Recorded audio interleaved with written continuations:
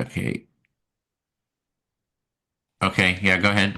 Okay, so every once in a while, in the empathy circle, I feel like there's a moment where I want to connect with a person and like get into that shared space, but then we've moved on before it's, because it's now that person is responding to somebody else, and then that person responds to somebody else, and then it finally comes back around to me. And Hmm. by then, we've changed the subject. Right. And so I'm just curious what your thoughts are about that in terms of um, finding, like, if we can think of it as a Venn diagram of values, like I value certain things, you value certain things, and we're trying to find where those values overlap. Um, how do you see that playing out in the empathy circle, like in those cases where there are five people, and there are all these different people talking about different things, and Hmm. I've lost my chance to connect directly with a person. Mm. Well, I take notes and then just bring up whatever was sort of brought up for me. So, I can go back to the first person with something they said, then add to somebody else. And so I kind of hold on to it by note taking. Yeah. And then the other is I can also just speak from the moment because as time goes on, something new becomes sort of alive for me too. And the other thing about the values, if you're, I don't know if you're how familiar you are with nonviolent communication uh, Yeah, I've got it right process. here. Oh, okay. So yeah. So, again, Rosenberg was a student of Rogers, and he kind of, built on Rogers' work. And one of the concept he kind of really, fleshed out was needs. Hmm. People have needs, so it's the aspect of if somebody's angry or has various initial emotions and feelings, so you listen to those, and there's something, a feeling, if they're feeling angry, there's a feeling, he calls it needs, that they would like. So maybe there's something going on in the group where it doesn't feel fair, right? That I value fairness, and then everyone's, and then there's not a sense of fairness. Not everyone's getting equal time to speak or something. And then I get upset. I get angry because I had a need for fairness. And And you'll so that would see, overlap with a value of fairness. Like right, uh-huh, fairness is important to you, and thus you need to be heard as well. right. Uh-huh. Interesting. Or a sense of care. Or if you read through the book, you'll see that he has a whole list of, there's probably even the appendix, a whole list of what he calls needs. And this is in this. So when you have a conflict, you're a group in conflict, you try to find what the shared needs are. And the idea is that the strategies of how to meet those needs, how to create those feelings, everybody has different sort of strategies, and the conflict is at the level of the strategy of how to get those needs met or how to create that feeling. And if you can get people to connect on the shared need or value or feeling, then you've got a starting point, and then you can Mhm. kind of strategize together on how do we get that need met. His thing is about meeting needs. So it's similar. It kind of overlaps, right? With Yeah. you're digging deeper into you're finding that common humanity in a sense, right? It's like this is something we have in common, and once you have you have an understanding of the needs of the other person or the feeling that they would like to create, and you have that too. Then, well, how do we create that? And you have that deeper sense of connection to operate from. Yeah, I think it's so interesting how much the overlap there is. And then as we use different terms to mean, like, to talk about the same phenomena, we Yeah, don't realize that we're talking about the same thing exactly. Yeah, sometimes. it's Yeah, like, that's yeah, it's super almost like a interesting. Tower of Babel when I think about it. The language is so much of the issues is just we're using different terminology. So, Yeah.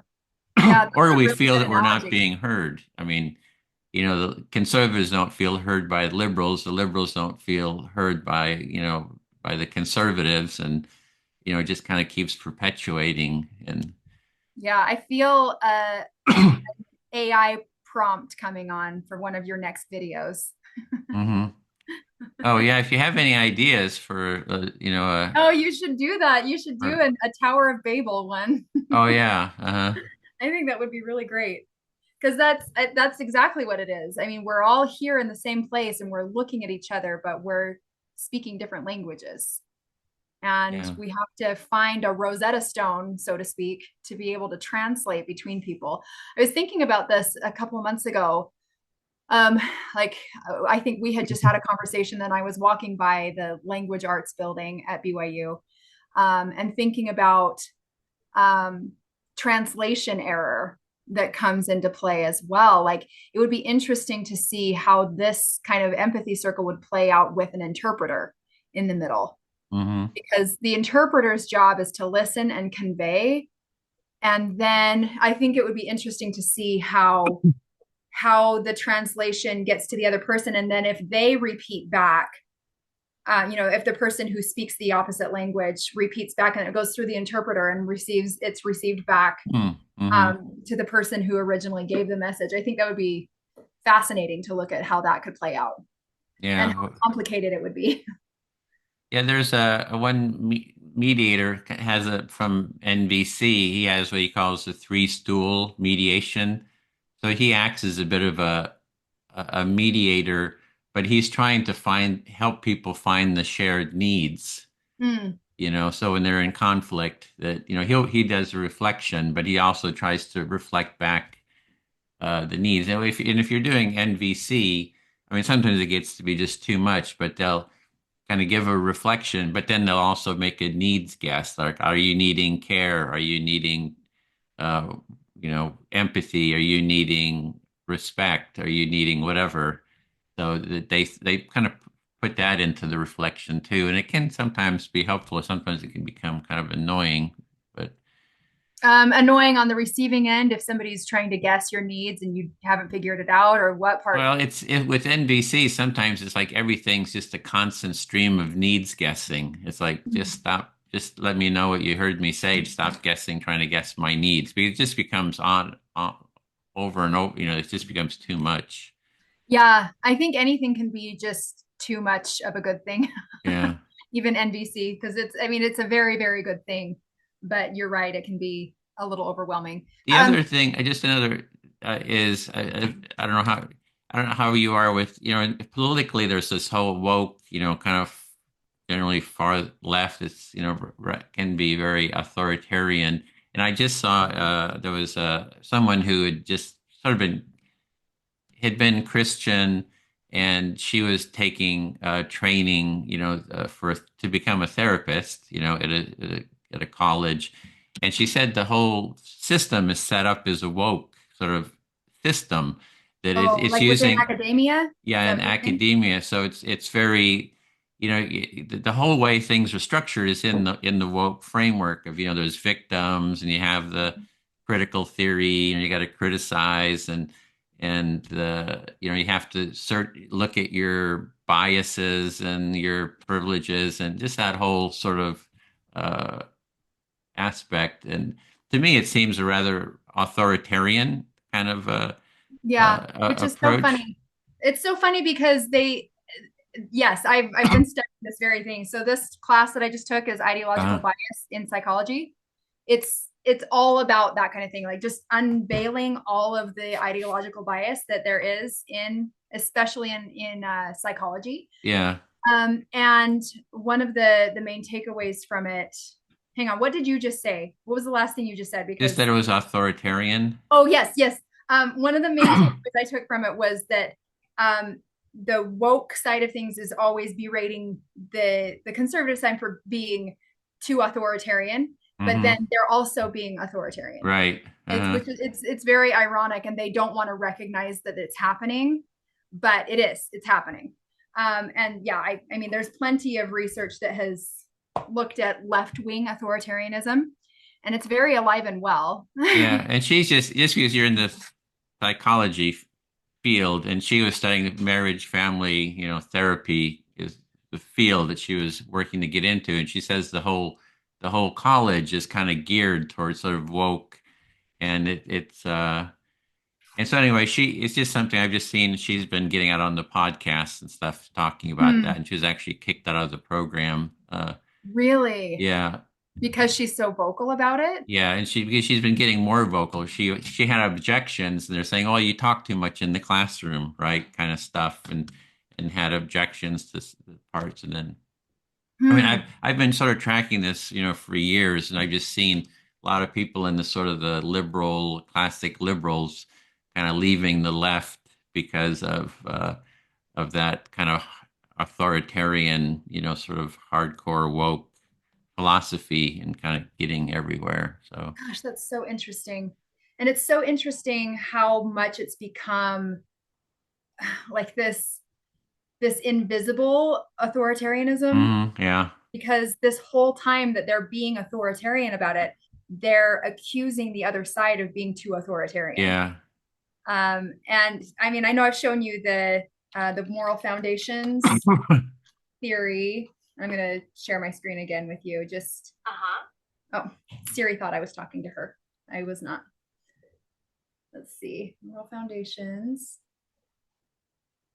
Let's see, here it is. Um, Here we go.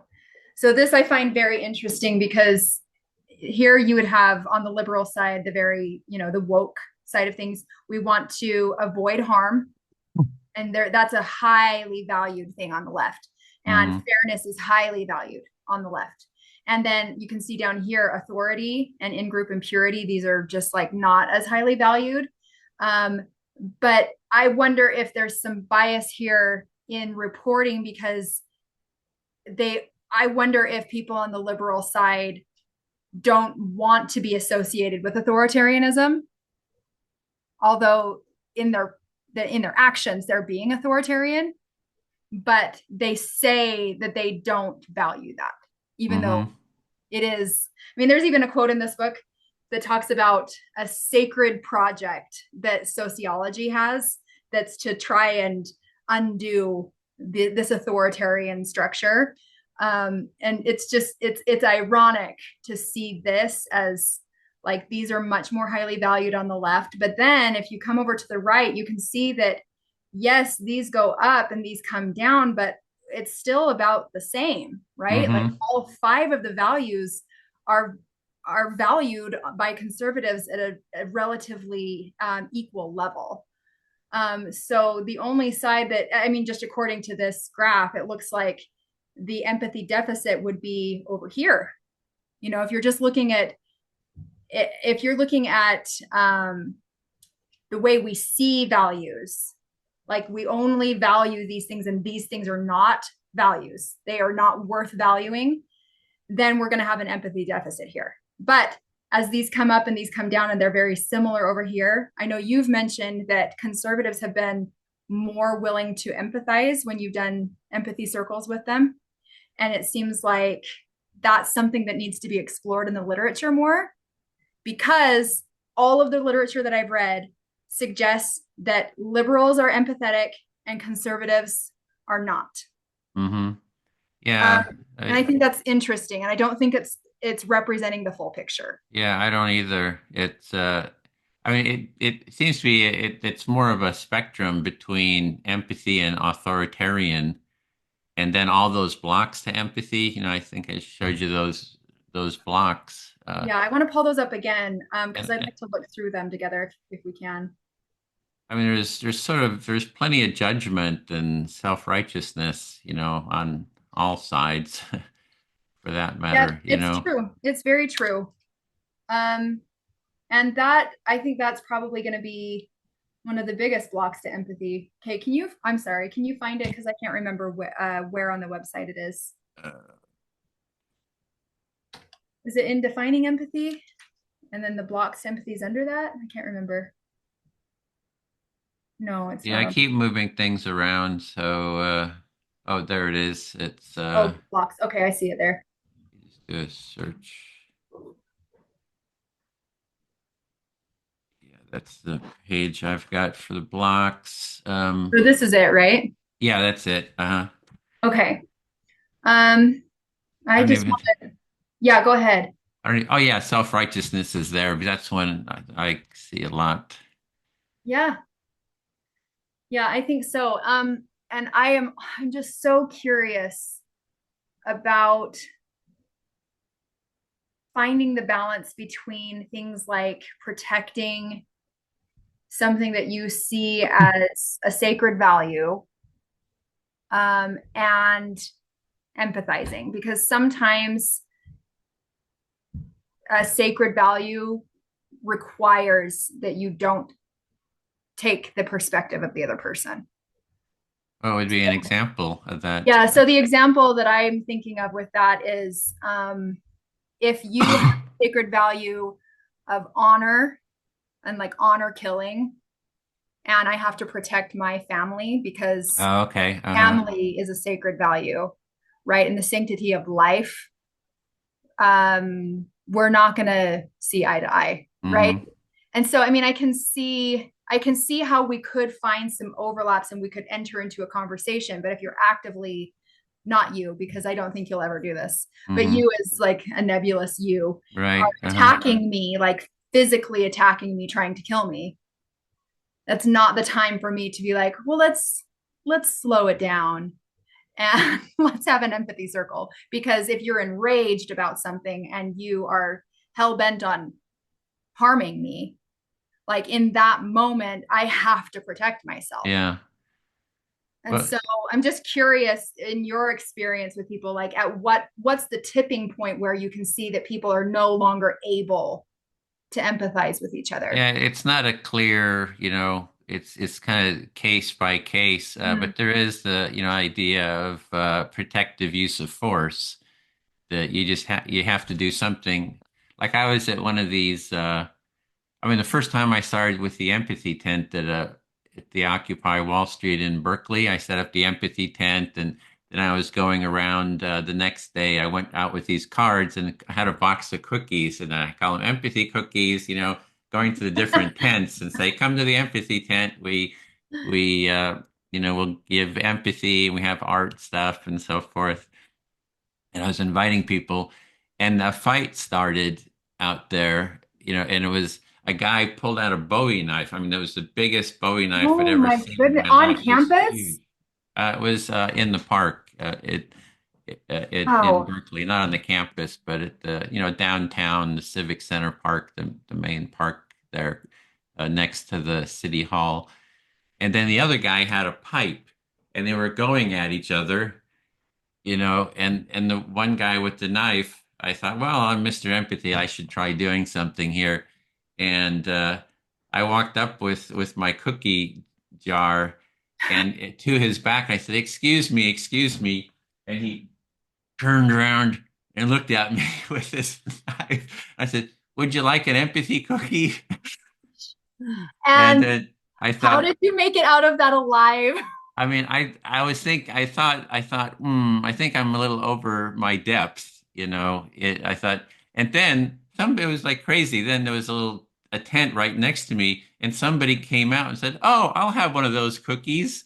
And I turned around, and he took a cookie, and then the other guy went back and actually slashed the guy's arm, and then the Oh police my came a little goodness. while later and arrested him. But so it depends on sort of your skill level. Like if I was doing it now, I would say, "Oh, excuse me, would you like an empathy cookie? Are you feeling angry, right?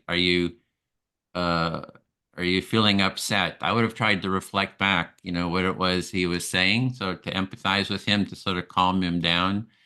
And but if he would have kept coming at me and I could defend myself, I certainly would have defended myself. Or if he's wanting to, maybe shoot him or something. You got to, there's sort of protective use of force, but the underlying is intention is I would like to get him into an empathic, mutually empathic. The Mhm. intention underneath the protective use of force is, and I think police do that a lot too. Police are trained to sort of de-escalate, have used a level of force that's sort of required to the existing, to the the challenge, so um and things could get really bad like World War II. You wait till the Nazis are, taking over and want to conquer the world. It's kind of, you can say, hey, I would like an empathic world, but I can see you got to fight it too at that point, Yeah. but so, but it's all the time beforehand. Like, it's not like the countries were fostering empathy. They could have maybe had empathy when the Germans were, having their cultural crises, before Nazism, right? All that up that time, they could have maybe not had, the Versailles Treaty, so be so harsh, or just like America did after World War II. They, kind of were more generous and seemed to have had good outcomes. So anyway, I'm all for protective use of force with the intention of stopping immediate harm, uh, with Yeah, the it's intention so of hard to then, find yeah, it, to yeah, find that balance. and it's Um, yeah, it's not easy.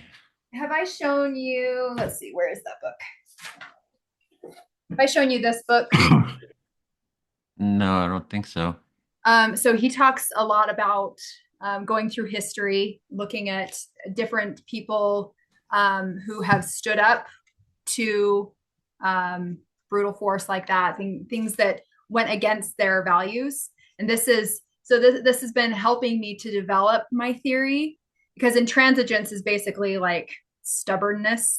Hmm. Like, at what point do you just need to be stubborn? And so he's saying here, so he's Jewish, and so his ancestry, he has, a family who went through the Holocaust and stuff. So he sees it from the perspective of, at some point you have to say no, and you need to not just acquiesce all the time.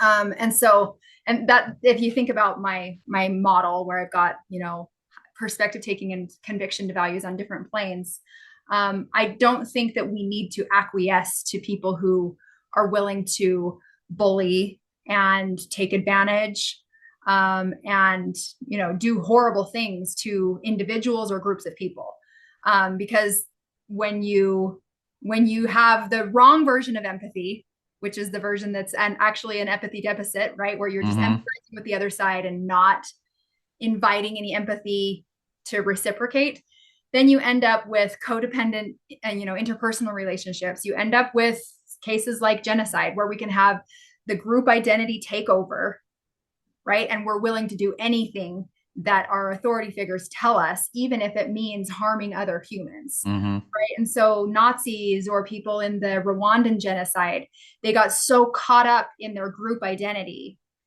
that that was the only thing that mattered. And so coming back to the blocks to empathy, I wonder if we could add one in here. I'm not sure if you have it in here, but group identity might be something that could block us from empathizing. Hmm. There is identification, but that's similar. So Yeah, I wonder if group that's, identification. oh shoot, it's it's not taking me there. Um, hang on, let me just try that again.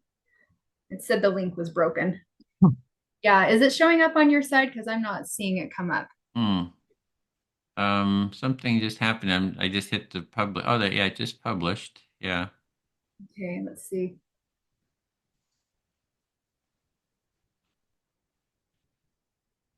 that's the editing link I just put in. Okay, it's asking me to log back in order to edit. I don't know why it thinks I'm not logged in. Hmm. That's, Um, okay. we should So be able to see this, see the without. That's for editing. But, just the yeah, it's just published. not coming up. I'm just curious how you define identification.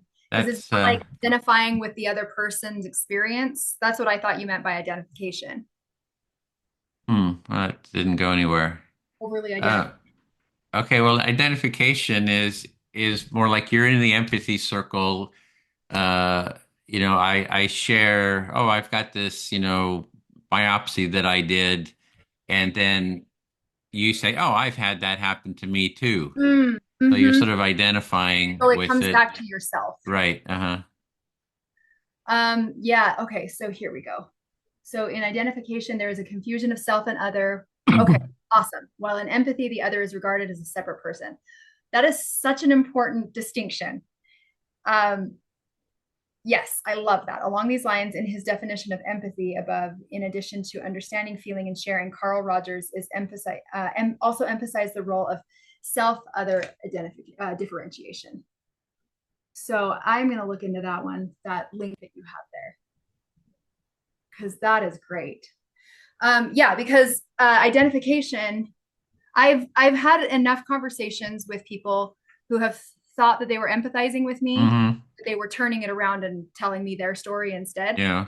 Um, I'm sorry if I've shared this with you before, but I had an ectopic pregnancy several years ago, and I almost died. Hmm. I was like minutes away from dying. Mm. And I had to have emergency surgery. I lost a ton of blood. It took me like 4 months to recover from it. And when I would talk to people about it, they would say, "Oh, I had a miscarriage. It was really hard. Let me tell you all about my Hmm. miscarriage." Yeah. I'm like, "I freaking almost just died. Like, Hmm. you're not helping." Yeah. So the empathic approach is, oh, I'm hearing you really had a really difficult time with Yeah. this. You're almost dying, and it was very traumatic experience. Tell me Yeah. So that more. that would be Uh, the other side of it that is much more empathic. Sensing into your experience. Yeah. It's And like like creating a validating. space and to sense into, and for you to explore it and to share more of what the experience was like. Yeah. And the beauty of that is it helps the individual who needs to share their experience be able to sort through it and Hmm. understand what really happened to them, right? Um, Yeah. and like it that helps with self empathy as well, Hmm. as you've Yeah. mentioned. So And you feel like you're not alone with the deeper feelings, right? You've got a sense of, hey, I feel connected. Somebody's really hearing this. And, there's sort of a sense of warmth from the being heard about it, is my experience. yeah, and so then there's another line there because we want to find that shared connective space where I hear you and you hear me, and we can say, wow, we've both been through something difficult, even though maybe, you can't fully understand me, I can't fully understand you because they were different experiences. But there is something about connecting over those things that Hmm. can help bring people together. Yeah. Like in some cases, they drive people apart because you're not empathizing with me, you're identifying with my experience, right? But then I am also talking about trying to find that Venn diagram, right? Yeah, but it is where if in your situation, it would be me listening to you until you feel satisfied, right? Yeah. That you've sort of gotten, you can almost feel like, oh, I don't have anything else to say on this. I've sort of explored it, or maybe you're in total distress about it. And you need like a half hour, an hour to, kind of work into it. So it depends on what my capacity is for that. But then once you've been heard, there's sort of a space like, oh, let me hear your story now. Because, well, I had the same experience, and then you empathize in return too. Then it Mhm. becomes the mutual. Right. So. Because if you're still too deeply in distress about your own experience, it's hard for you to empathize with somebody else. Hmm. And so if somebody hears you, then you feel like this soothing balm Hmm. comes over you. And it's like, oh, thank you. And now I feel like I have the capacity. Exactly. Yeah. Uh-huh. Yeah. Yeah. But until then, it's like it drives a wedge between the two people. And sometimes it's referred to as emergency empathy. You just know that the other person needs a lot of space because Mhm. they're so in distress that you just say, okay, I'll listen. And, I did that with my sister-in-law when she was having her, which I think I've talked about with Yeah. And her that's another manic. And it was different. like almost 2 hours, 3 hours of what I would call emergency empathy. So, Well, and I'm sorry that that didn't turn out to be holistic empathy. yeah, and then well, we've had two or three empathy circles since. I just had one with her a couple of days ago Oh, again. really? So, uh, and she starts her modus operandi is to just attack, attack, attack. You're just selfish. You're this. You're that. I mean, and then I just empathically reflect, and then we kind of get into a deeper connection. But I always say, like, I just tell her and my brother too, because he kind of did all the stuff behind my back, so it's the same kind of ways. I would like an empathic relationship with you, but I'm not going to be a doormat, and so I don't want to relate. socially, talk to you, and the only way I'm going to talk to you or relate is through an empathy circle. And So so that I'm curious if yeah. they see that with a lack of understanding of the version of empathy that you're talking about, Hmm. do they see you as hypocritical by not being willing to just be a doormat for them? I think they're learning, it's Okay. sort of a learning process. Sometimes it takes time to have that awareness. And I keep saying I'm willing to have an empathic relationship. And the problem is you weren't listening, and I'm only willing to have a mutually empathic relationship. Uh, so I think it's a learning process, and that was my sense too. And when it's like where do you cut someone off, right? And I really don't Yeah. like to cut people off, and I haven't never cut anyone off in an empathy circle, right? So that door is always open, Hmm. but yeah, so it's a matter of, yeah, if they understand it. I think, yeah, I guess they're slowly, I think they're getting it, it's bit by bit. And that was So, my intention too, is that by doing this, I'm cutting it off, or I'm leaving the door open to an empathic relationship. And I had in the back of my mind that in the long run, this might be the best approach, for in the long run for a relationship. Yeah. yeah, that's interesting. I think that really speaks to the value of the training that we're wanting to put together, Hmm. to get out there that we're not just talking about a one-sided empathy. Yeah, and I think that's actually this person who's studying therapy is one of the problems with therapy itself is it's one-sided. And Mhm. I think it's been a major problem in the therapeutic, yeah, in the whole therapy that made it so susceptible. The way she's talking about it, it's like the therapeutic training has been sort of taken over by the woke, you know, Right, culture. because you just validate, validate, validate, validate, Uh-huh. and that's your only job is just to validate the individual. Yeah. And that, I mean, that might not be the full picture because sometimes maybe the person does need to change some things. Maybe they need to get out of that victim mindset. And if your job Yeah. is Hmm. as the therapist is just to validate them, just to reflect back with it to them what they're saying and help them feel heard, sometimes that's not all Hmm. necessary Yeah. to It can turn create. to kind of a narcissism, a therapeutic Yeah, narcissism, maybe. Yeah.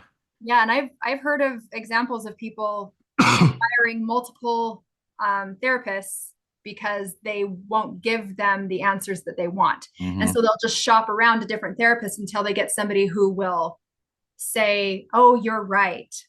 You know, your ex-husband is the problem." And yes, I'm speaking from. Yeah, but Rogers wouldn't. He would only do reflective listening. He wouldn't do, like cognitive based CB based therapy. All the ones that sort of where the therapist is sort of like some kind of an expert, Hmm. that kind of gives you advice. I mean, he never gave advice. His was like, all I do is listen, give you a space. But again, I think the thing that was missing was the mutuality, even though he talked about congruence, which was the therapist should say honestly what's going on for them if something comes up. So he did Hmm. talk about that.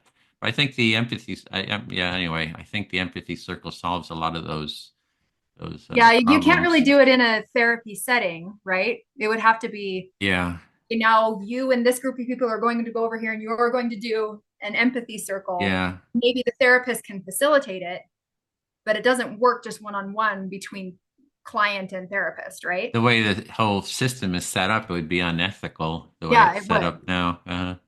Yeah, that's tricky. See that as something that needs to change. I do. I think because the thing that the clients or the patients need to be learning is empathy skills themselves. How do they learn to listen better to people? How do they apply the empathy with their family, friends who they are in having difficulty with? Because if you are doing the holistic empathy, it's, I think, much healthier than just the one-sided. Yeah, so Yeah. family therapy, Uh-huh. you have the option to do that kind of Yeah. interaction, right? But not You'd just think it'd be obvious. Yeah. yeah. I mean, I've only been to a couple of therapy sessions with my spouse, and um, the the therapist helped us, like he helped facilitate interactions between us, and that was Mm-hmm. helpful. But then the therapy sessions I've gone to that are one-on-one, it's more of me just like verbal vomiting, and Mm-hmm. the therapist just listens.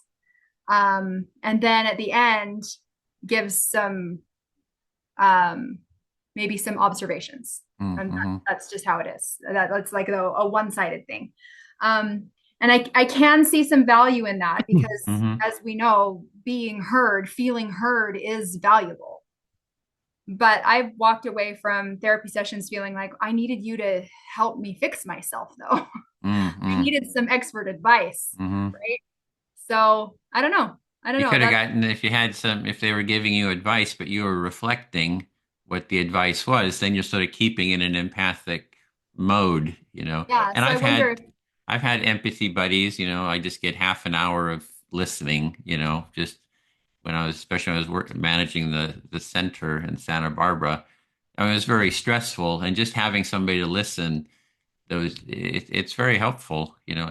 So And I'm just curious, now that you're not in the center anymore, are you doing everything online yeah, pretty much. Uh-huh. and you're still facilitating groups and cafe and all of that? But how have you seen it change? Obviously, Uh, there's going to be a difference when people are online versus in person. Like, yeah, you can't connect as well. yeah. In person was really good. Yeah, and, you know, people were staying together for the weekend, and in Santa Barbara, the group is still continuing in a different location, so they meet in Oh, person. okay.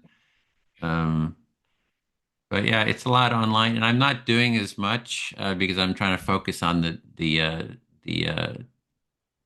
definition. I just think that this is so important to have a Mhm. clear definition. And I did reach out to Greg Depot. I don't know if you know Depot. Do you know him? He was Mm-mm. he's I just put the DEPOW? yeah, and there's a link to his LinkedIn. So he's actually studying empathy. I've just seen some of it. So anyway, it's like now as I kind of come across people, you know, who are studying, and I say, hey, would you have an interview dialogue about definitions? So I'm gonna do some kind of say here's how I'm defining empathy. What's your take on it with some of the other academics? And Jeremy Howick, I don't know if you know him, but he has a center in the UK for empathy in healthcare. So he just started about a year or two ago, and it's really seems to be growing quite a bit. Oh, Jeremy Howick, you just, yeah, Mm, you sent me both of them. Okay, so yeah. Greg Mm. Depot is the second link there. Okay, because I pulled up Jeremy Howick already. Let me see, I'll pull up this And one you as had talked to, was it Daryl or who is it? And Daryl Cameron. Cameron. Yeah, I wonder if we could talk with him sometime. Yeah, I'm going to be meeting with him sometime in the middle of this month. I'm presenting in Oh, his lab. you're what?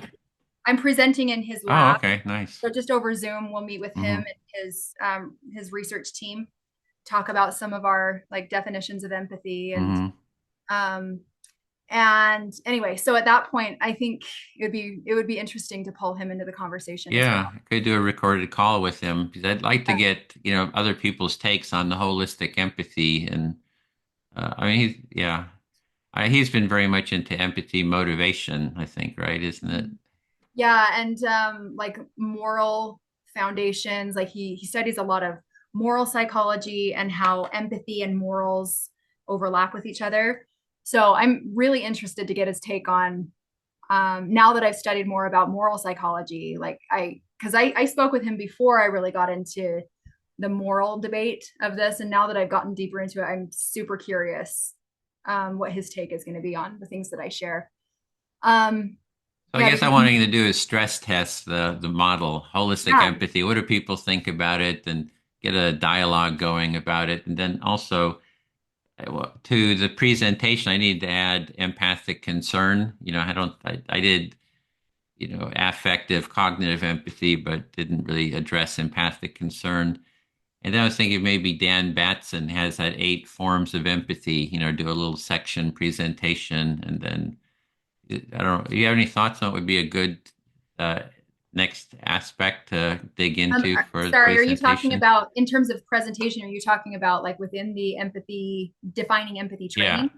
And not the Yeah. training, but the slideshow that I was working on. Oh, yeah. I think it's so valuable to pull those apart. Dan Batson's, I think that it's helpful to look through his and see that there are different ways that people define that the same word, and that some of them lead to negative outcomes, like negative interpersonal, negative intrapersonal outcomes, and some of them lead to more connection. And so I think that's a really valuable way to go forward. Just kind of pull that apart. Yeah. And then I wanted to also go into some of the criticisms, have kind of specifically kind of analyze the criticism and uh, and I'm not sure which one. This whole thing that empathy leads to victimization, I think, is one that is getting a lot of criticism. Oh Being yeah, and I mean, I think that that's the big thing that people are jumping on right now. uh, Is see, you can't do this empathy thing. It has to hmm be diffuse compassion and hmm recognize that we are all connected as human beings, and just not allow yourself to fall into the empathy trap is kind of hmm the empathy trap of seeing one side of things too fully. But again, coming back to your definition of it, that is again a lack of empathy. hmm It's a deficit because it's not fully experiencing both sides of something. And so, yeah, I think that that's another really good one to dive into deeper, because every time we've talked about it, it's kind of been like, these are the criticisms. This is how we address it by just focusing on our more holistic approach Yeah. to it. But maybe going in and like pinpointing exactly what they're saying and exactly why it's a it's not a complete picture. Because the empathy circle is like a counter to the drama triangle, right? Mm-hmm. In the sense that the empathy circle is everyone's listening to each other. In terms of the drama triangle is, victim, perpetrator, rescuer. So people think that by listening that it's going to take you into the drama triangle and to, make that differentiation that it's actually the exit to the drama triangle. It's the one way Yeah. you get out of it. And It yeah. reminds me of two things. This is random, but when I was a kid, um, during church, my sisters would sit and make these little paper things she would make it into like a little bow like hmm this, and she would. I don't know how we did this during church without drawing too much attention, because everybody's supposed to be quiet. But she would go like this: "I can't pay the rent. I can't pay the rent. You must pay the rent. You must pay the rent." And then this guy comes: "I'll pay the rent.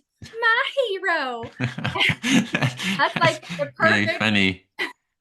characterization of hmm that drama triangle. hmm But then comparing that and contrasting it with what Anita Novak has talked about with the circle, right? Every point on the circle is equidistant to the center, right? When you've got a triangle, there's an Oh imbalance, yeah. Uh-huh. right? But then when there's a circle, you can just continue to expand that circle, and we can all share in that circle. Like the hmm circle is so different from the triangle. I hadn't Like, thought of that, framing it as what we're talking about is the drama triangle versus the empathy circle. So yeah, I mean, just yeah, geometrically, it's yeah. visually pretty, yeah, great. Yeah, I mean, we could dig into that and just talk about hmm the difference between those shapes and how there is imbalance. There's inherently imbalance when you have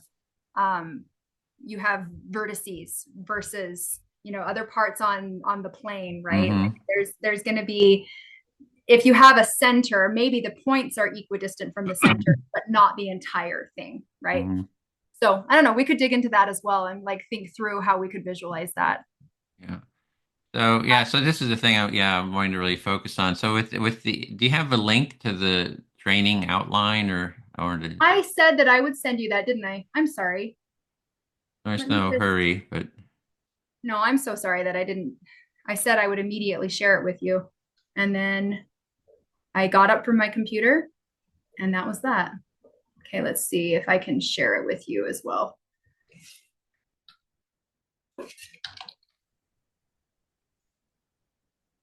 It's definitely very, very, very unfinished. So don't look at that and think, wow, she's gotten this so wrong. Mm. It's a No, we collaborative. got to start somewhere. So Yeah. keep iterating. I think it's a continuous iteration. So Yep, I agree.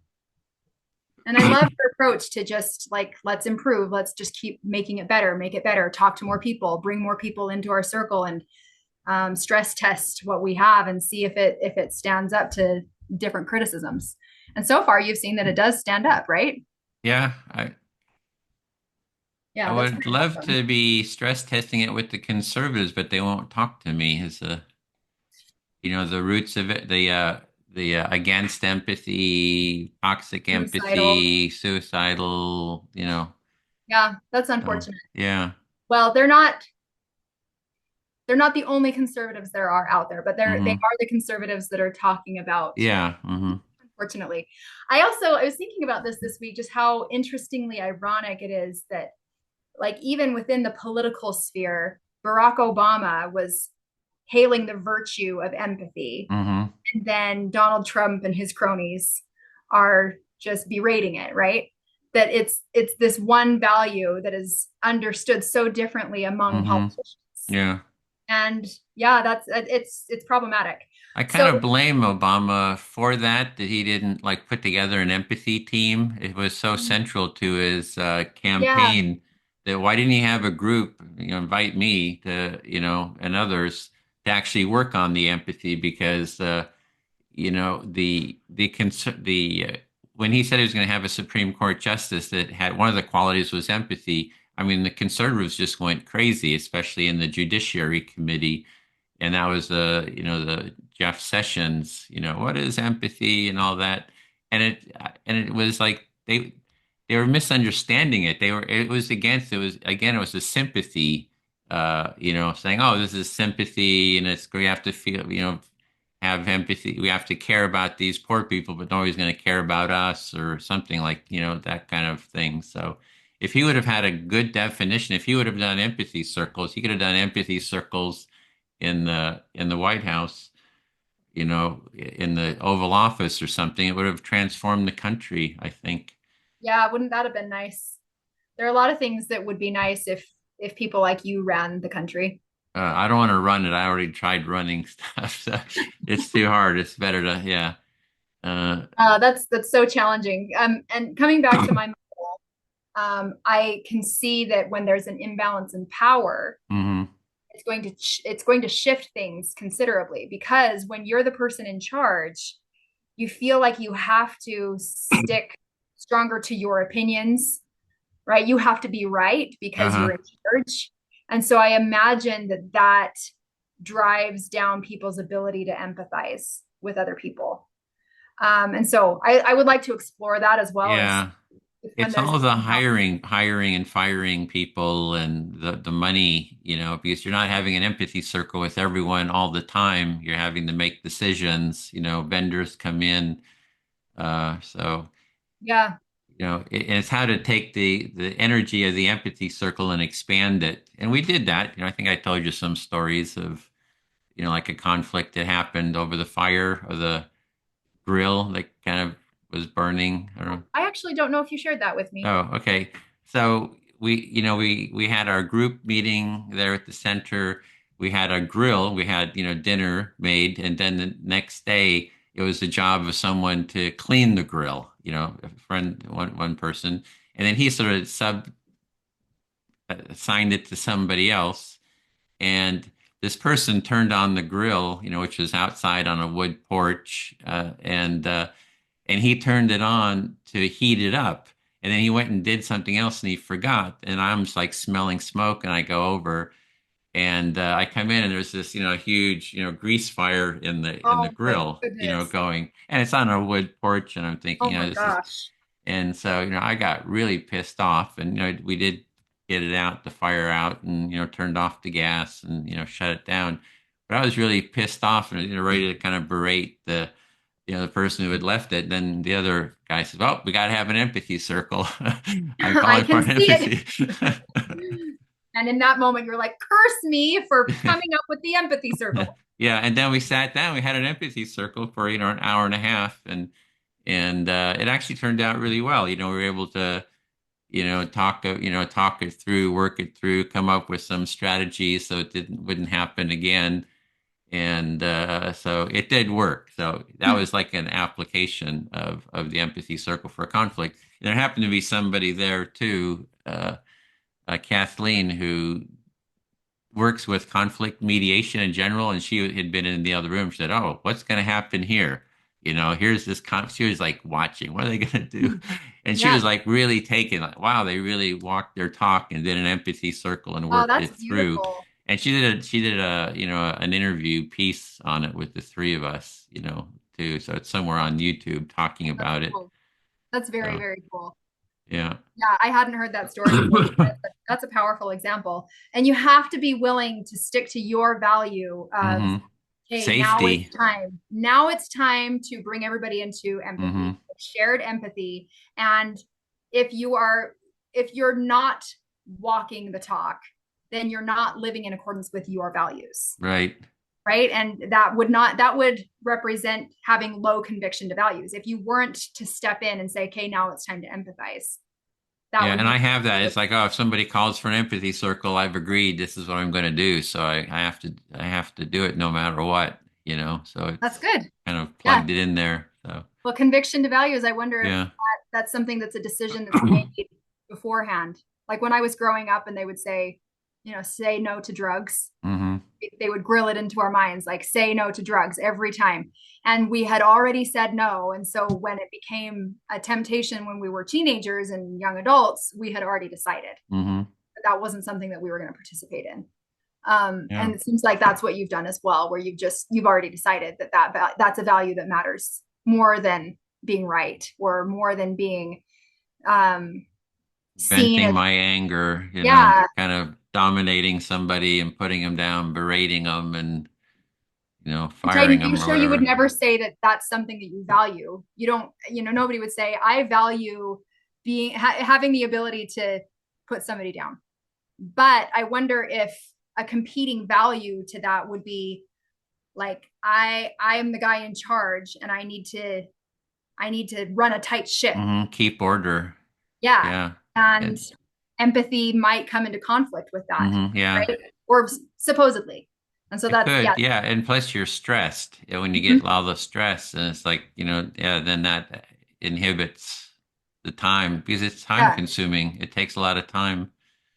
But the thing is these people have become great friends of mine too, right? And so, yeah, having that empathy circle really cemented the relationship. that's really, really interesting. That's cool. Okay. I've got to go. So Okay. let's put a pin in the discussion about the training. And maybe both of us can be looking at like the overall like outline of it and then start digging more into the details of it. Um, That's the I topic for next week is training. Yeah, I think so. And Okay, I great. I think that we should dig deeper. Like you were saying, like actually spend some time looking at the criticisms. I'm pretty sure that I have that as one of my topics in here. Let's see. Okay, so yeah, in the first day of the training, this is on page 2, at the bottom of page 2, why are there such vocal critics of empathy right now? I only have 10 minutes allotted for that.